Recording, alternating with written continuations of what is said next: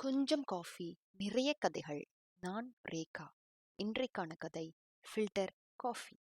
சித்தாரா எழுந்தவுடன் உடல் சுத்தம் செய்துவிட்டு தனக்கு மிகவும் பிடித்த தாயின் கைப்பக்குவத்தில் கிடைக்கும் ஃபில்டர் காஃபியை வாங்கிக் கொள்வாள்.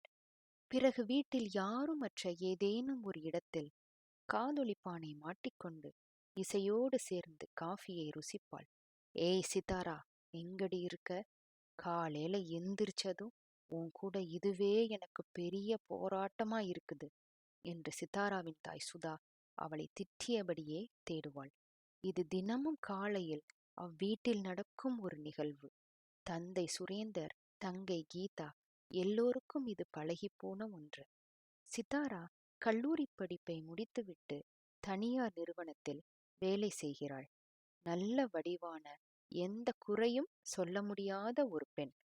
அவளிடம் இருக்கும் ஒரே ஒரு பழக்கம், இடியே விழுந்தாலும் ஃபில்டர் காஃபிக்கான தனது காதலை விடமாட்டாள். சித்தாரா அந்த வீட்டில் உள்ளோர் எல்லோருக்கும் செல்லம். அதில் தங்கை கீதாவுக்கு சிறு பொறாமை கூட உண்டு. அவள் காலையில் செய்யும் இந்த அட்டகாசம் மட்டும் அனைவருக்கும் பிடித்தமில்லாத ஒன்றாகும். சித்தாரா ஒரு அன்பு களஞ்சியம். தந்தை தாய் மீதும் தங்கை கீதா மீது இன்னும் அதீத அன்பும் கொண்டவள். கீதா எது கேட்டாலும் தந்து விடுவாள், ஃபில்டர் காஃபியை தவிர. ஒரு முறை கீதா சித்தாராவிடம், அப்படி என்னதான் இருக்கு இந்த ஃபில்டர் காஃபியில? இதற்கு போய் இப்படி உருகுற என்றாள். அதற்கு சித்தாரா, ஏய் கீதா, அதெல்லாம் ஒரு ரசனடி. காஃபி பொடி டப்பாவ அம்மா திறக்கும் போதே அதோட வாசனை நம்மளை இழுக்கும்.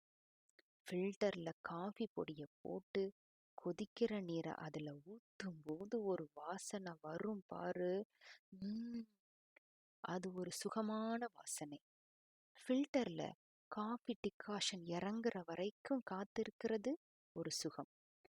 டிகாஷனை டம்ளர்ல பதமா ஊற்றி சர்க்கரைய அளவா போட்டு சுண்ட காய்ச்சின பாலை கொதிக்க கொதிக்க டம்ளர்ல ஊத்தணும்.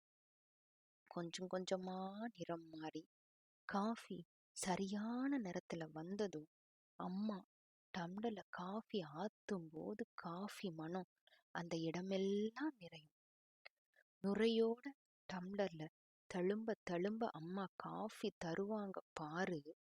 என் கையில வந்த மாதிரி இருக்கும் சொர்க்கம். இளையராஜா ஐயாவோட பாட்டை கேட்டுக்கிட்டே காஃபிய கொஞ்சம் கொஞ்சமா குடிப்பதே சுகம் கீதா என்று முடித்தாள் சித்தாரா. வாயை பிளந்து கொண்டு கேட்டுக்கொண்டிருந்த கீதா, அடிப்பாவி, உலகத்திலேயே ஃபில்டர் காஃபிய பத்தி 1 மணி நேரத்துக்கு பேசுனது நீதாண்டி. ஒரு ஃபில்டர் காஃபில இவ்வளவு பார்க்க வேண்டிய விஷயம் இருக்கா என்ன? அது ஒரு சாதாரண காஃபி தானடி சித்தாரா என்றாள் கீதா. உனக்கு அது ஒரு காஃபி தான், ஆனா அது எனக்கு மிகவும் பிடித்தமான ஒரு ரசனை என்றாள் சித்தாரா. இவளை விட்டா இன்னைக்கு முழுசும் பேசிக்கிட்டே இருப்பா, வேலையே நடக்காது என்றாள் தாய் சுதா. இங்க பாருடி சித்தாரா, இங்க மட்டும்தான் உன் ஆட்டம் எல்லாம். கல்யாணம் ஆன பின்னாடி புகுந்த வீட்டுல இப்படி எல்லாம் இருக்க முடியாது, புரியுதா என்றாள். கீதா, உனக்கு கல்லூரிக்கு நேரம் ஆகுதுல்ல, கிளம்பு. சித்தாரா, நீயும் கிளம்பு. அம்மா கூட உதவுவோன்னே கிடையாது. 2 பேரும் ஒரே அரட்டை. இங்க ஒத்த ஆளா நான் அல்லாடிக்கிட்டு இருக்கேன் என்று புலம்பினாள். இரு மகள்களும் அம்மாவை கட்டிக்கொண்டு அம்மாவை கொஞ்சி சமாதானப்படுத்தினர். இப்படியே 2 பேரும் என்னை ஏமாத்திருங்கடி என்று செல்லமாக 2 பேருக்கும் அடி போட்டாள். பெருமிதத்துடன் இக்காட்சியை சுரேந்தர் பார்த்து ரசித்தார். உங்களுக்கு வேற தனியா சொல்லணுமா? கிளம்புங்க என்று கணவரை முறைத்தாள். அப்படியே தாயே என்று பயப்படும் பாவனையில் சொல்லி கண்ணை சிமிட்டியபடியே அலுவலகத்திற்கு கிளம்பினார். என்னதான் 2 குழந்தைகளை திட்டினாலும் சுதாவுக்கு தன் 2 மகள்கள் என்றால் உயிர். இருவரும் அருமையாக வீட்டு வேலைகள் செய்வார்கள்தான். ஆனாலும் இன்னும் சிறிது காலங்கள்தான் மகள்கள் நம்மோடு இருக்கப் போகிறார்கள். திருமணமானதும் இவ்வாறு சுதந்திரமாக இருக்க முடியாது என்று அனைத்து வேலைகளையும் தானே செய்து விடுவாள். ஆனாலும் மகள்களிடம் கடிந்து கொள்வாள். எல்லோர் வீட்டிலும் பெண் பிள்ளைகளை தந்தையின் இளவரசிகள் என்று கொண்டாடுவர். ஆனால் இங்கோ சித்தாராவும் கீதாவும் தாய் சுதாவின் கண்டிப்புடன் கூடிய செல்ல இளவரசிகளாக வளர்ந்தனர். சித்தாரா படிப்பில் சுமார்தான். ஆனால் தன்னுடைய பேச்சு திறமை மற்றும் முதன்மை பண்பால் கல்லூரியில் நடந்த வேலைவாய்ப்பு முகாமில் ஒரு தனியார் அலுவலகத்தில் வேலை கிடைத்துவிட்டது. கீதா படிப்பில் படுசுட்டி. 3ஆம் ஆண்டு பொறியியல் கல்லூரியில் படிக்கிறாள். ஆதலால் இருவரின் படிப்பை பற்றி எந்த கவலையும் இல்லை. சுரேந்தர் ஒரு தனியார் அலுவலகத்தில் நல்ல பதவியில் உள்ளார். பணப்பற்றாக்குறையும் கிடையாது. சுரேந்தருக்கு அலுவலகத்தில் இருந்தே வண்டி வந்துவிடும். வீட்டில் கார் இருந்தாலும் சித்தாராவுக்கு தன் இருசக்கர வாகனத்தில் செல்வதுதான் பிடிக்கும். ஏன் என்று கேட்டால், காரில் அடைந்து கொண்டு போவதை விட சுதந்திரமாக இருசக்கர வாகனத்தில் செல்வதே சுகம் என்று வியாக்கியானம் பேசுவாள். சித்தாரா ஆபீஸை அடைந்ததும் தனக்கான இருக்கையில் அமர்ந்து வேலை செய்ய ஆரம்பித்து விடுவாள். மிகவும் திறமையாக வேலையை செய்து முடிப்பாள். அவளுக்கு அலுவலகத்தில் நண்பர்கள் வட்டம் அதிகம். நெருங்கிய நட்பு வட்டாரத்தில் சிலர் அவளை ஃபில்டர் காஃபி என்று புனைப்பெயருடன் அழைப்பர். அவளது காஃபி ரசனை அவ்வளவு பிரசித்தம். நெருங்கிய உறவினர் வீட்டு திருமணத்திற்கு அழைப்பு வந்திருந்தது சுரேந்தருக்கு. திருமண விழா 3 நாள் நடைபெறும். கண்டிப்பாக கலந்து கொள்ள வேண்டும் என்று அன்பு கட்டளை வேறு வந்துவிட்டது. மணப்பெண்ணின் தந்தை உறவு முறையில் சுரேந்தருக்கு அண்ணன் முறையாக வரும். கண்டிப்பாக குடும்பத்தோடு செல்ல வேண்டும் என்று கட்டளை பிறப்பித்து விட்டார். திருமணம் திருச்சியில் என்பதால் ரயிலில் முன்பதிவு செய்துவிட்டார் சுரேந்தர். அவர்கள் இருப்பது சென்னையில். சித்தாரா தனது அலுவலகத்திலும் கீதா தனது கல்லூரியிலும் 3 நாள் விடுப்பு சொல்லிவிட்டனர். நால்வரும் திருமணத்திற்கு கிளம்பிவிட்டனர். திருமண வீட்டில் சித்தாராவும் கீதாவும் பட்டு புடவையுடன் கூடிய மிதமான ஒப்பனைகளுடன் ஜொலித்தனர். கீதாவுடன் வாயடித்துக் கொண்டே சென்ற சித்தாரா தன்னையும் அறியாமல் ஒருவர் மீது மோதிவிட்டாள். சாரி என்று சொல்லி மன்னிப்பு கேட்டாள். பரவாயில்லைங்க என்று அவள் முகம் பாராமல் தனது அலைபேசியில் உரையாடிக் கொண்டே சென்று விட்டான் சித்தார்த். ஏனோ சித்தாரா மனதில் பசை போல் ஒட்டிக்கொண்டது அவனது முகம். அதை கீதாவிடம் அவள் காட்டிக்கொள்ளவில்லை. சித்தாராவின் விழிகள் அவனை தேடியது. ஆனால் அவனை காண முடியவில்லை.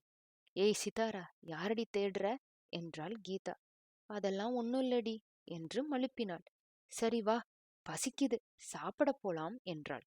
இருவரும் பந்தியில் போய் அமர்ந்தனர். சித்தாரா உண்டவாறே அவனை தேடினாள். அவன் தென்படவில்லை. ஏமாற்றம் அடைந்தாள். கல்யாண வீட்டின் ஆட்டம் பாட்டத்தில் அவனை சற்று மறந்தாலும் அவள் ஆழ் மனதில் அவனது நினைவு பசுமையாக இருந்தது. திருமண மண்டபத்திலும் சித்தாரா தனது ஃபில்டர் காஃபி மோகத்தை விடவில்லை. அதற்காக தாயிடம் பாட்டும் வாங்கிக் கொண்டாள். 2ஆம் நாள் மாப்பிள்ளை அழைப்பு. அனைவரும் மேலதாளத்தோடு மாப்பிள்ளையை அழைத்து வந்தனர். கீதாவும் சித்தாராவும் மணப்பெண்ணிற்கு தோழியாக வலம் வந்தனர். மாப்பிள்ளைக்கு ஆரத்தி எடுத்து மண்டபத்திற்குள் அழைத்து வருவர். ஆரத்தி எடுக்கும் மணப்பெண்ணின் உறவினர்கள் மாப்பிள்ளையிடம் வம்பு வளர்த்து பணம் பெற்ற பின்னரே உள்ளே அனுமதித்தனர். சித்தாராவும் கீதாவும் மணப்பெண்ணின் தோழிகள் என்று மாப்பிள்ளையிடம் வம்பு செய்து அதிக பணத்தை பெற்றனர். சித்தாராவின் கண்கள் அக்கூட்டத்தில் அவனை தேடின. ஏமாற்றமே மிஞ்சியது. அடுத்த நாள் திருமணம் என்பதால் இருவரும் சீக்கிரமே உறங்கச் சென்று விட்டனர். சித்தாராவுக்கு அவனது முகம் நிழலாடியது. கற்றையான முன்முடியை கூதியபடியே அவளை பார்ப்பது போல் தோன்றியது. திடுக்கிட்டு முழித்தாள். பின்பு கனவு என்று உணர்ந்து ஏமாற்றம் அடைந்தாள். அவளால் உறங்கவே முடியவில்லை.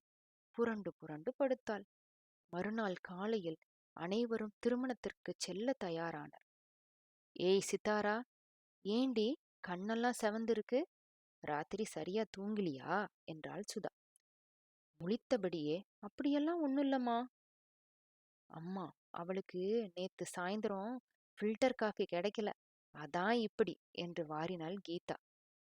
ஏய் என்று அவளை ஒரு குட்டு வைத்தாள் சித்தாரா. இருக்கும்டி கீதா என்று தன் பங்கிற்கு வாரினாள் சுதா. சித்தாரா முகத்தை தூக்கி வைத்துக்கொண்டு, சரி சரி, என்ன வாருனது போதும். ஏய் கீதா, எனக்கு ஒரு ஃபில்டர் காஃபி வாங்கிட்டு வா என்றாள். அங்கு ஒரே சிரிப்பலைதான். சித்தாரா தன்னைத்தானே நொந்து கொண்டாள். இது வெறும் இனக்கவர்ச்சியாக கூட இருக்கலாம் என்று தன்னைத்தானே சமாதானப்படுத்திக் கொண்டாள். அனைவரும் திருமணத்திற்கு கிளம்புவதற்கு தயாராகினர்.